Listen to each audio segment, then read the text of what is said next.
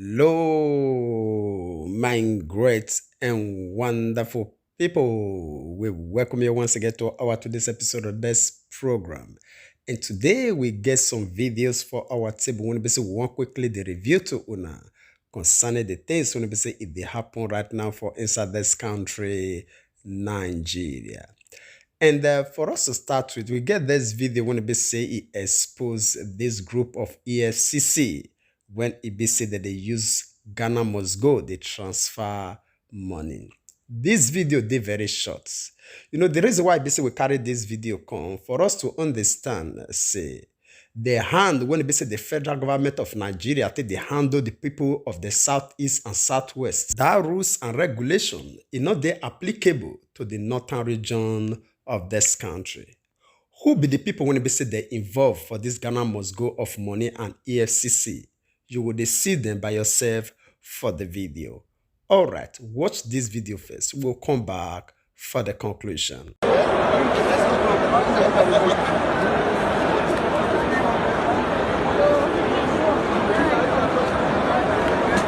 All right, my great and wonderful people. As hope una see and say, a good look, the Ghana must go, it will face, and all of them laugh. The rest of them stand by that they watch like say nothing they happen, right? Tell me what they go on.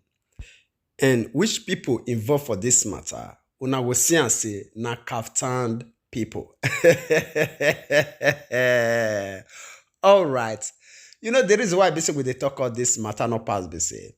I will say people with a red cap or Babariga say na involved for this Ghana must go right now. I believe say by now, now how it be say EFCC they go read resident na in what they talk about. And I believe say this one now, they have something to do with the ongoing preparation for presidential election. So that course will declare for them to operate anyhow when it be say they desire to operate. I believe now una can understand now say the reason why it be say if some people they carry out some operation, EFCC they're not they active. But if it come to terms of other people, you will see and say now that time you remember say will be get group when they call EFCC. Now waiting they pass underground, now it be all these ones. All right, my great and wonderful people, we'll leave una make una share una opinion with us in the comment section. Even as we leave now to watch the next video, we'll come back for the conclusion. What am I hearing? What am I saying? Come on, PDP, you should do better. After how many years that you've been in opposition, you yet have not learned? You're still going about your shenanigans? We saw Banky W, his votes being counted. How did over 20 votes suddenly become like 7? What's happening? You think it's those days? Come on, there's social media now. There are people who are engaged. Nigerian youth are focused on what is happening. They're following the situation. First of all, there was an orchestrated message that he didn't win the primaries even before the primaries started. That means something was being cooked. It wasn't just a mistake. Somebody didn't just come out of mischief. It was orchestrated. And he did win the primary. Banky W won the primaries. And a lot of people are happy. The youth are happy. For once, PDP, can you guys forget about stomach infrastructure? Can you please forget about your stomach for once and just think about the nation?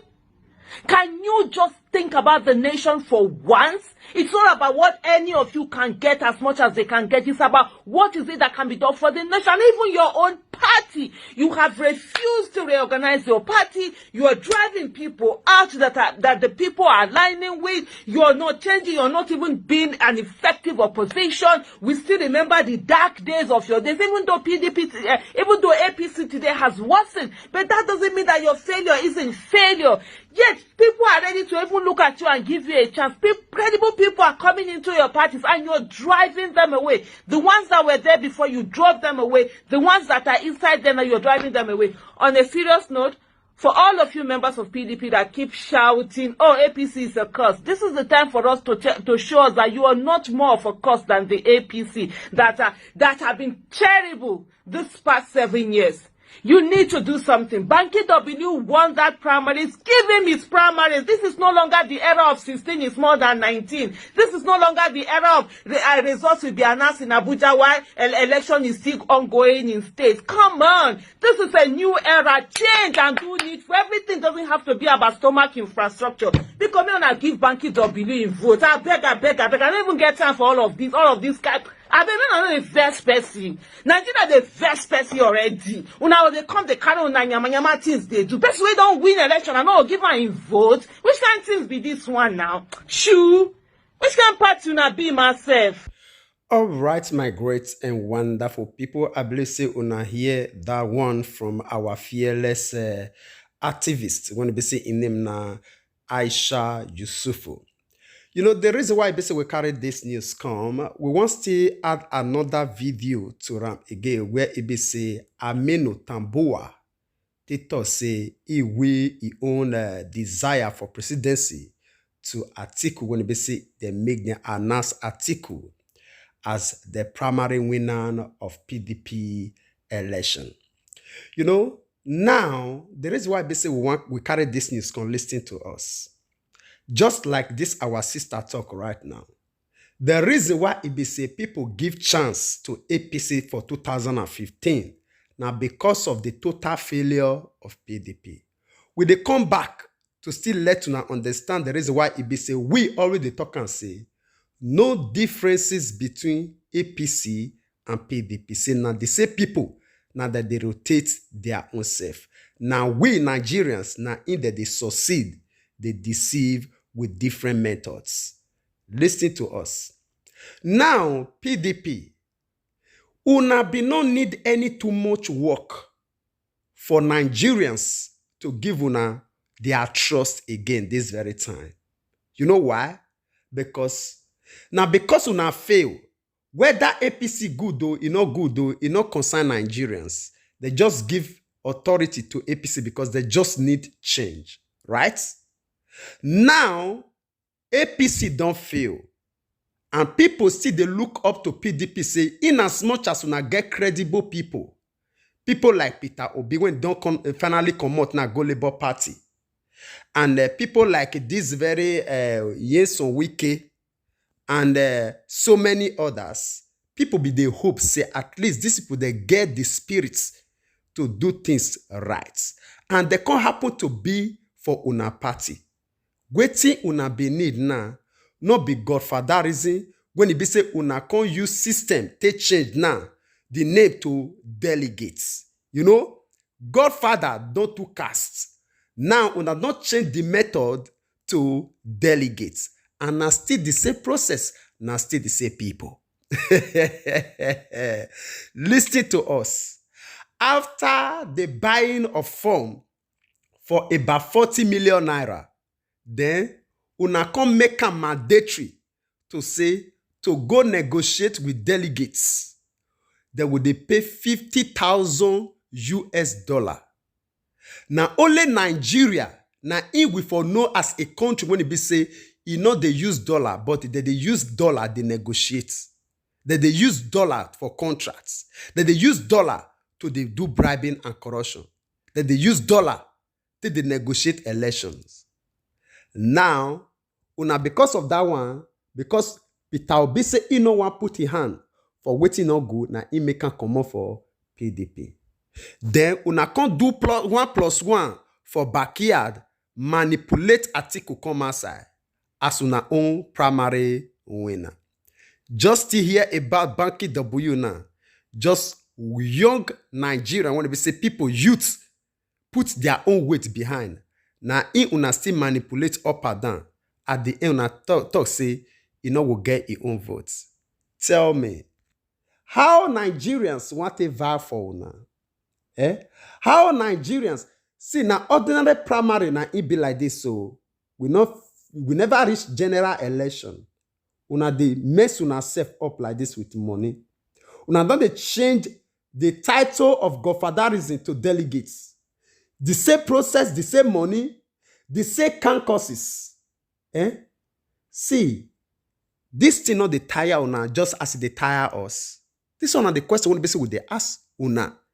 e no dey tired as in e no dey wear una out the way when be say they wear us out. At least this one at the time I want to be say Nigerians they ready whether una give them something or not, they don't even need una money. They just need trustworthy people. Yes. People when be say that they come with good agenda, with good vision, just like person like Peter Obi. When be say una drive away so. Nigerians, they're ready to do anything. Just like as they put their own weights behind Buhari that time, although they don't say Buhari no good, all because they need change. Right?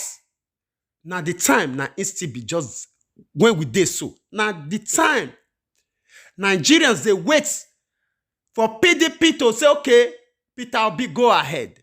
So that they will do anything to fight behind Peter Obi to make him the next president, so that we will see whether una will put una self in order to make things work again.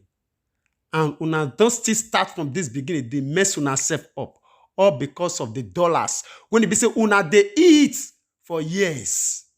Since when it be say una be 20 something, 30 something, now una don't be 70, 80, 90. Now still the same dollar. Now you know they make una do wetin dey right. The dollars when it be say it never fit change una lives for years now. Now when it be say una don't dey close to una grave, now you want to change una life. This will not show or prove to the whole world say now this same dollar now it will carry una go una grave. Una no want learn from history. It pay us too much to see say something like this still dey happen for this very time. Just watch the first one we see just now from EFCC. Ghana must go full with dollar. Some other day, a few days ago, now so we still upload or update to now concerning the wife of Yahaya Bello. When it be say they share 1 million for each security guard. Like say she now the owner of Nigeria. Ask us which work Yahaya Bello they work when it be say she will fit stand to the share 1 million naira to each security guard. More than 20 people at the same time. Tell us which investment she gets. Now this government money. EFCC not define all those ones. Now when it be say una they corrupt everywhere they go, EFCC not define una. But people when it be say they decide to stand out. Now in EFCC they grab. It's very good, you know. Honestly, when would they talk and say no differences between APC and PDP? Changes not they come from these people. A lot of people not they understand us. They think say we they try to incite violence. I believe say all of una now don't they get proof for una hand. Most especially those of una when we say they still get confident upon APC and PDP. For me, come 2023. The only person when be say, if I thought say I want even support with my voice and also encourage people to support, Peter Obi or Moyele Sowore, 2 of them. Apart from those one, this article won't be on a project, so na total failure. If this man sit down for position of power, una will remember this word say it will worse past Buhari. Remember this word today. 2023 never come out. We make this very comment now. Now, so we still shout for 2015. Buhari they come. They say na retired general. Just know something. At the time when we say be army or soldier, he fight corruption well. If they come, he want put everybody for jail. For 8 years now, don't put people for jail now, right? Now, so Atiku see they come now. Atiku when he be say now he be the godfather of generator. You want to tell Atiku make he become president of this country, make it shut down your company, make it give you lights. A lot of things now they project Atiku. For many times now, like 4 times now, 3 times when this Atiku don't fail. If he first sit down for position of power, all those years, now he want to work for your own self. He will first use first 10 to work for your own self for first 4 years to recover the money when we say don't pump for 4 years. Before he will talk about whether he will even come answer to even address Nigerians or will address Nigeria. Remember this word. Whether we like him or not, when the time reach, we will also remember una. Our prayer be say, may everything when he be say he did this life, may God use am take stop Atiku and Tinubu, may they not even near that seat of power. If at all, say we want still move on with this one Nigeria of a thing, Atiku not be option. This Jagaban not be option. They not be option at all, at all. The only person when they say yes, is suppose he will try, although they will frustrate the effort to, just as we talked earlier. Now it be this Peter Obi and Omoyele Sowore. But for this very time, be it on us, say they really give us chance. The only rugged person when they say supposed to emerge as president of this country this time, now it be Omoyele Sowore, with the own rugged spirit to worry all of them, lock all of them for each cell when they say they belong. Before any cool-minded person fit come as I thought, say you want to come manage anything. All these people, they need to be locked up. They need to be put in prison. They need to smell old shits for years. May they really understand what in life talk. Yes. They really need to go to a place where they need to experience hardship. May the memory of these billions, trillions, nairas and dollars and pounds wipe away from their mind because of the suffering when they were encountered. Now, the only way when they say yes, they will learn lessons. Now, it be that. And the only person when they say will make them learn that lesson. Now, it be Omoyele Sowore. Not be even Peter Obi. If Peter Obi come, not be, that man get wisdom, he get experience. Yes, but you know, we really fight these people like that. We need fighter this very time. Yes, fighter as a president of this country. Fighter.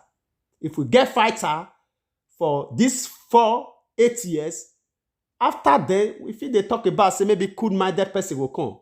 Because if that one come, it will come start from where that fighter don't already live. Just like Ghana today. Somebody fought for Ghana. Like Saudi Arabia, when they talk about so Dubai, somebody fought for it. Yes, like America, somebody fought for it. They're not just start like that. No. No part of the world, when they say democracy day today, when they say yes, they just start to progress. Without somebody not fight. Somebody must need to fight. And that person not be among Tinubu, not be among this article when they say that they project the council. Not be among, I don't understand. My people, I will leave and make una share our own opinion with us for the comment section. Honestly, the more they talk about this, the more they take headache. Do your own for us for the comment section, and we'd like to draw the conclusion of this program here. We'll see you again when we see you. Remember, we love you all. Bye-bye.